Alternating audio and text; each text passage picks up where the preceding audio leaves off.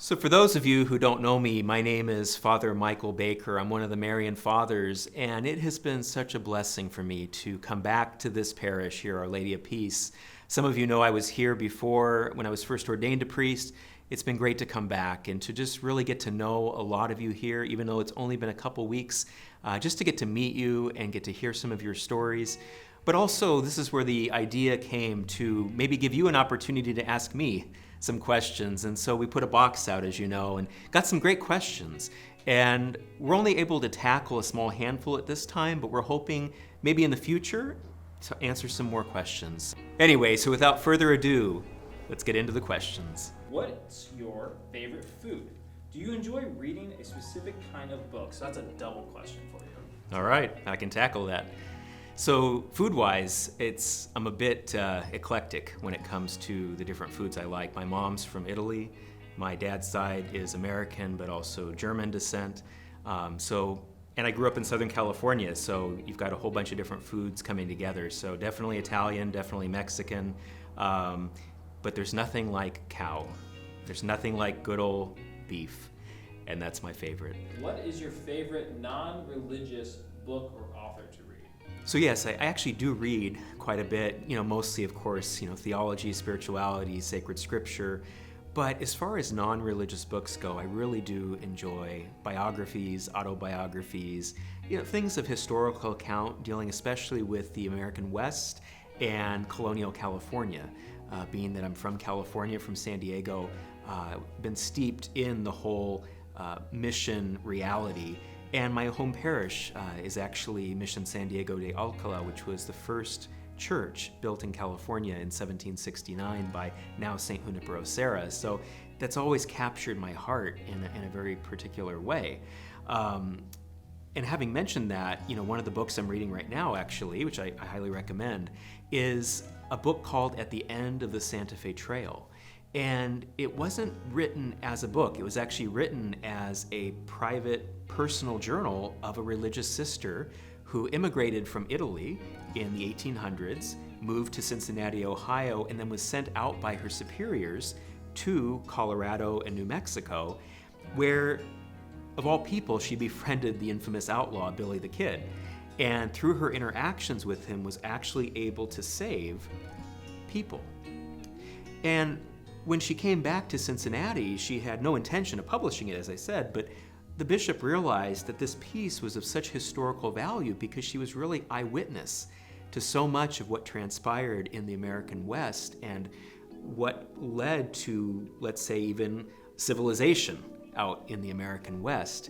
And I've really been enjoying reading it. It's a first-hand account. It's very personal, but also it's personal for me because I found out just last week that before she went out west, she was actually assigned as a religious sister teaching religious education at the same parish that I was assigned to in Steubenville, Ohio, as a priest. And her cause is now open for canonization. There's been over 170-something miracles that have been related to her as far as her intercession. And so really just an amazing connection. And this is how I find the saints work in our lives, is they find us, we don't find them. And so if there's a book I want to recommend, definitely At the End of the Santa Fe Trail. As far as a religious book, though, goes, because I know not everybody's into history, not everybody's into the American West, but a book that everybody should read is The Diary of St. Faustina.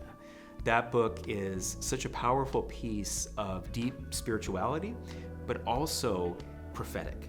It's a prophetic book. Our Lord appeared to her, said to her twice, I am using the sign of this message, or this message is the sign that the end is near. And he also said to her, I'm using you to prepare the world for my final coming. It's 700 pages, a little bit to take in, but I find if you read 2 pages a day, right, you can get the whole book done in a year, and it gives you time, really bite-sized pieces to meditate upon throughout your day, because it really is a message for our time, and it's a message that gives hope in the darkness. The next one says, what will be your dream vacation? My dream vacation, which I've wanted to do for probably, no kidding, about 20 years now, and I still believe it can happen, And that is, I would like to get a small motorhome, like a Class C motorhome, and drive cross country, spending a month visiting different national parks. And really just having that quiet time alone on the road, discovering the beauty of the land, of God's creation, and being able to have an adventure going across our great land. What's your favorite Christmas movie and why? My favorite Christmas movie, probably a shock to a lot of people, is actually Home Alone. Why? Which one? Home Alone 1. Okay. So, why? Because when it came out back in 1991, I was actually roughly the same age as Macaulay Culkin, the main character in the movie, and I think for a young boy to have that type of adventure, right? It is an adventure, even though it's not going out. It's still an adventure of him being alone, having people try to break into the home. At Christmas time, he's able to defeat them. But I also appreciated the spiritual element. Again, you don't see much of that, but to see, his visit to the church, making the sign of the cross before his meal, there was something very wholesome about that. But then also too, the story of his neighbor, right? Really the story of a neighbor who's been shunned, and yet they're able to find reconciliation. And so there's really a beautiful message to that. It's one of those movies, that I love so much. Even when I first came here to the Chicagoland area, I actually drove to the North Shore, to the house where it was shot, just so I could see it. What is your favorite non-Christian music group or band or genre? It's a really hard one to say. Again, kind of like food, I have a very eclectic taste in music, but definitely country music, I would say, has probably been kind of the mainstay of my life. And I would say because it tells stories, right? It tells real stories of real pain, real sorrow, real joy, right? They're really slices of American life, right? And the instruments, I love, the fiddle, all the natural sounds that come out of that particular genre of music. As far as like a favorite artist, definitely Johnny Cash has been one of my absolute favorites. Again, pretty much all my life. Have you gone on a pilgrimage? So yeah, I've actually been on quite a few pilgrimages, praise be to God. Certainly locally, up to Champion, Wisconsin, where really it's the only approved American apparition of Our Lady, the Blessed Virgin Mary. One of my favorites, really. It's so humble, and as you're there, you can really feel the peace of not only God, but Our Lady. And so I've been up there actually many times. I've traveled to Mexico City, to Our Lady of Guadalupe, to see Mom. I've also been to Italy, to all throughout. Definitely have been to Medjugorje. I'm heading there again, actually, in 2 weeks. It'll be my 4th time to go. But I would say, all in all, my favorite pilgrimage, the one that has probably impacted me the most, was walking the Camino in Spain. And that's, for those who don't know, it's one of the oldest pilgrimages in Christendom. I believe it started in around 1000. And it literally is a pathway across Spain, there's several of them actually, that all lead to the burial place of St. James the Apostle. And it's a powerful experience to be walking on this Camino, really with just the backpack on your back, and encountering so many different people from so many different walks of life, all seeking God, at least most of them seeking God. And when you begin to meet these pilgrims and talk to them and hear their stories, you begin to realize something so common in all of us, and that is this deep need for God's healing. So we have 2 questions here that are kind of similar, so I'm going to run them together. The first question is Cubs or Sox, so pretty self-explanatory. The next question is just sports in general. What's your favorite sport? What sports do you like playing? So why don't we start with the Cubs and Sox, and we kind of go into the other one. Sure, no problem. I knew I would get this question because everywhere I go, they always ask, what team, what sports team? I've been in the Pittsburgh area, so that's Steelers territory. I've been up in Wisconsin, which of course is Green Bay, and now here in Illinois. And actually, I'm really happy to say I can dodge that question because I'm actually not a sports fan, so neither.